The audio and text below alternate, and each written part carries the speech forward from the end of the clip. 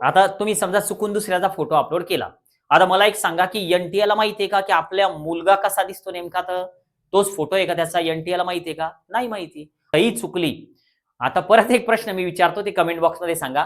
एन-टी-एला माहिती आहे का, की आपलं पोरगं किंवा आपली पोरगी कशी सही करतं? किंवा आपण विद्यार्थी म्हणून कशी सही करतो? तर हे एन-टी-एला माहिती आहे का? एक आपली सही एन-टी-एला माहिती आहे का? नाही माहिती. पुढचा विषय किंवा जर डुप्लिकेट फॉर्म भरला गेला म्हणजे एकच मुलगा एकदा वेगळं रजिस्ट्रेशन करून राहिला आणि परत दुसऱ्यांदा वेगळं रजिस्ट्रेशन करून राहिला एकच विद्यार्थी, तर अशा कंडिशनमध्ये तो जो डेटा आहे तर तो सेम असणार आहे, तर त्याचा फॉर्म रिजेक्ट होणारच आहे. नीटचा फॉर्म भरण्याची शेवटची तारीख 8 मार्च आहे. पण या दरम्यान काय झालं, की बऱ्याच विद्यार्थ्यांच्या प्रोफाईलला किंवा फॉर्म डाउनलोड केल्यावर रेड मार्क आला, की नावामध्ये कुठेतरी मिसमॅच होतंय. जवळपास म्हणजे जे पण मेसेज येतात 90% वर मुलं असे आहे, की त्यांना रेड मार्क आलेला आहे. आणि परत काय झालं, की कुठेतरी दुसऱ्याची सही आपल्या अकाउंटला अपलोड झाली किंवा मग जे फिंगर द्यायचे होते तर फक्त थंबच दिल्या गेले किंवा ब्लर आली इमेज किंवा लाईव्ह फोटो जो आहे तर तो मिसमॅच होतोय. खूप सारे प्रॉब्लेम्स आहे.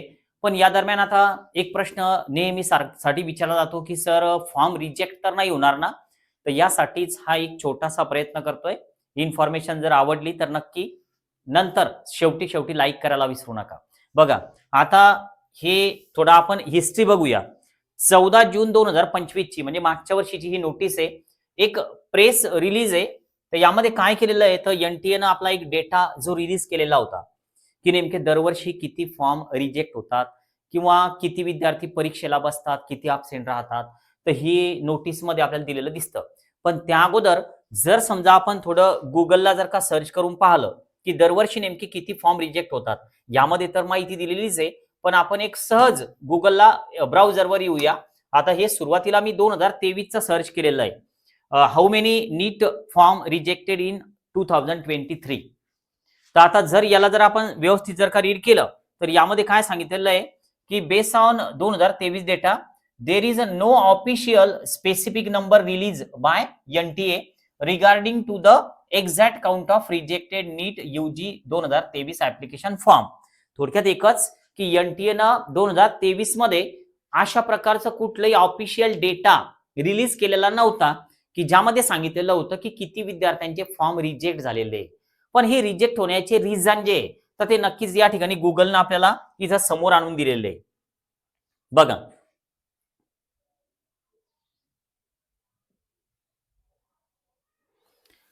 आता हे दिलेलं दिसतं आपल्याला, की 2023 नीट डेटा टोटल रजिस्ट्रेशन 20,87,462 होते. टोटल ॲपियर स्टुडंट 20,38,596 होते. हा जो नंबर आहे, तर हे आणि तर हे वेगवेगळे पडतायत. 20,87,000 मुलं रजिस्ट्रेशन केलेले आणि 20,38,000 मुलं परीक्षेला गेलेले. मग हा जो गॅप आहे, तर हा रजिस्ट्रेशन कॅन्सल झालेल्या मुलांचा आहे का? तर हा विचार सुद्धा आता होणं गरजेचं आहे. तर यासाठी आपल्याला अजून एकदा 2024 वर येऊ आपण आणि 2024 मध्ये काय-काय दिलेलं आहे पहा. मी परत तेच सर्च केलं, की 2024 मध्ये किती फॉर्म रिजेक्ट झालेले होते. तर यामध्ये हेच दिलेलं आहे पुन्हा, की एन-टी-एनं काही असा अधिकृत डेटा जो आहे, तर तो पब्लिश केलेला नव्हता. पण जवळपास 25 लाख स्टुडंट हे रजिस्टर्ड झालेले होते आणि जर समजा रिजेक्शनचं जर कारण काही असेल, तर हे पण इथं दिलेलं आहे. बघा, हे आपल्याला इथं दिलेलं दिसतं, की स्पेसिफिक रिजेक्शन जे आहे ते कशामुळे होऊ शकतं, काय दिलेलं आहे. In separate specific instant 324 application for NEET PG, हे पीजी दिलेलं आहे. वेअर रिजेक्टेड, हे यूजीचं नाही. पीजीचं रिजेक्शन या ठिकाणी आपल्याला दिलेलं दिसतं, पण यूजीचं नाही. आणि खाली परत काय इश्यू काय होते, common reason for rejection including improper photograph. Photograph व्यवस्थित अपलोड झाला नाही, सिग्नेचर व्यवस्थित अपलोड झाली नाही. तर यामुळं पीजीचे 324 रजिस्ट्रेशन मुलं रिजेक्ट झालेले होते. पीजीचे, यूजीचे नाही.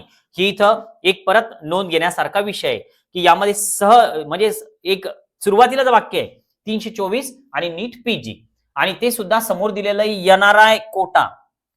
एनआरआय कोटा, तो स्टेट कोटा नाही. आता हेच जर समजा आपण परत मागच्या वर्षीच्या डेटावर जर का गेलो, तर इथं काय सांगितलेलं आहे बघा.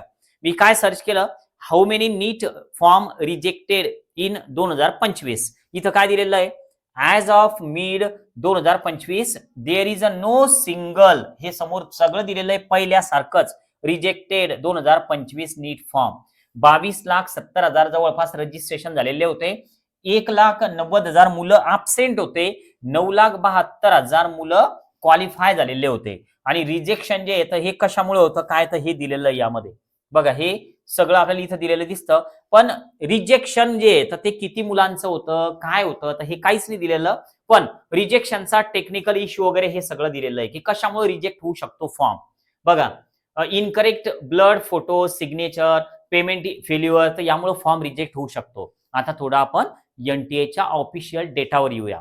या दरम्यान तुम्हाला जिजाऊ अकॅडमीची जर काउन्सिलिंग जॉईन करायची असेल पेडवाली तर नक्की तुम्ही व्हॉट्सअपला पेड काउन्सिलिंग असा मेसेज करा. तुम्हाला सगळ्या डिटेल्स शेअर करण्यात येतील.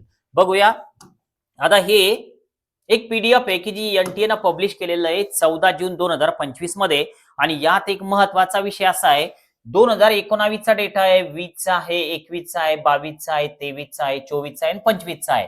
म्हणजे जवळपास या ठिकाणी आपल्याला 7 वर्षांचा डेटा कलेक्शन एनटीएनं एकाच पीडीएफ मध्ये दिलेलं आहे.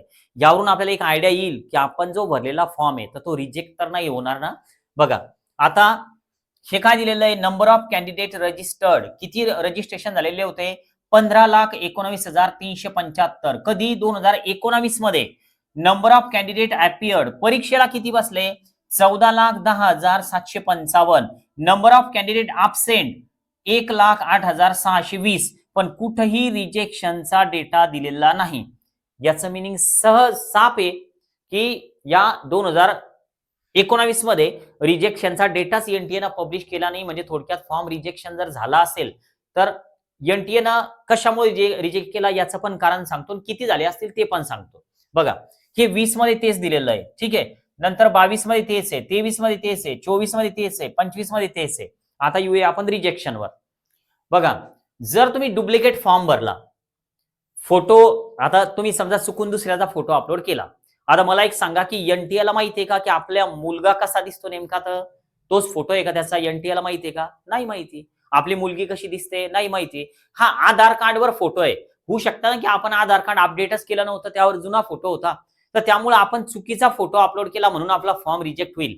तर हे पहिले डोक्यातून काढून टाका. पुढचा विषय सर सही चुकली. आता परत एक प्रश्न मी विचारतो ते कमेंट बॉक्समध्ये सांगा.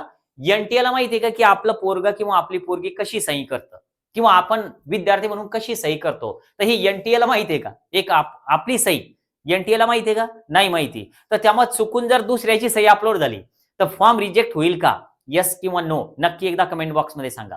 यानंतर परत एक पुढचा विषय की फिंगरप्रिंट्स सर फिंगरप्रिंट दुसऱ्याच्याच अपलोड झाल्या. यावरून सुद्धा एनटीए ओळखणार नाही की हा विद्यार्थी तोच आहे का फिंगरप्रिंटवाला. तर त्यामुळे हे सुद्धा रिजेक्शनचं कारण होऊ शकणार नाही. पण काय होऊ शकतं की तुम्ही पेमेंट करताना फेल झाले, तुमचं पेमेंटच फेल होऊन गेलं आणि तुम्ही फॉर्म तुम्हाला असं वाटलं आपण भरला फॉर्म अकाउंट मधून पैसे कटले पण तिकडे पेमेंट पूर्ण गेलं नाही आणि तिथं आपल्याला ट्रान्झॅक्शन सक्सेसफुलचा मेसेज आला नाही, फायनल पेमेंटचा मेसेज आला नाही आणि आपलं फॉर्म कन्फर्मेशन पेज डाउनलोड झालं नाही. तर अशा कंडिशन मध्ये तुमचं जर कन्फर्मेशन पेज डाउनलोड झालेलं असेल तर तुमचं ट्रान्झॅक्शन कंप्लीट झालेलं आहे. तर त्यामुळं ट्रान्झॅक्शन कंप्लीट झालं म्हणजे कन्फर्मेशन पेज मिळालं तर हे आपण एकमेकांसोबत जुळू शकतो. जर ट्रान्झॅक्शन कंप्लीट झालं नसेल पेमेंट फेल झालेला असेल तर तुमचा फॉर्म कंप्लीट झाला नाही तो रिजेक्ट होणार आहे. पुढचा विषय केव्हा जर डुप्लिकेट फॉर्म भरला गेला म्हणजे एकच मुलगा एकदा वेगळं रजिस्ट्रेशन करून राहिला आणि परत दुसऱ्यांदा वेगळं रजिस्ट्रेशन करून राहिला एकच विद्यार्थी तर अशा कंडिशन मध्ये तो जो डेटा आहे तर तो सेम असणार आहे तर त्याचा फॉर्म रिजेक्ट होणारच आहे. तर हे काही कॉमन रिझन आहे की जे फॉर्म रिजेक्ट होण्याचे. पण सही एनटीएला माहित नाही तुम्ही कशी सही करता. तुमच्या फिंगरप्रिंट्स एनटीएला समजणार नाही तुमच्या फिंगर प्रिंट कशा आहे.